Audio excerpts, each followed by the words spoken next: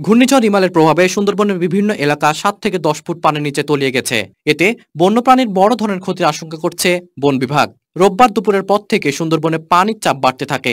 বিকেল নাগাদ সুন্দরবনের বিভিন্ন এলাকায় 7 থেকে 10 ফুট পর্যন্ত পানির নিচে নিমজ্জিত হয়ে যায়। বিশেষ করে কটকা, কচিখালে, নীলকমল, মান্দারবাড়ি, হলদিবুনিয়া এলাকায় সব থেকে বেশি পানির নিচে নিমজ্জিত হয়েছে।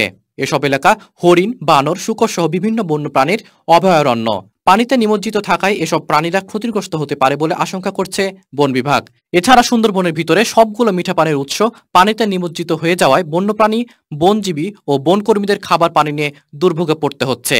সুন্দরবন বন বিভাগের বন সংরক্ষক বলেন, মাঠ পর্যায় থেকে এখন পর্যন্ত যে তথ্য পেয়েছি সেখানে আমরা দেখতে পেয়েছি সুন্দরবনের যে মিঠা পানির পুকুরগুলো রয়েছে সেটা বন্যপ্রাণী, বনজীবী এবং বনকর্মীদের খাবারের একমাত্র উৎস। প্রতিটি পুকুরেই লোনা পানিতে নিমজ্জিত হয়েছে।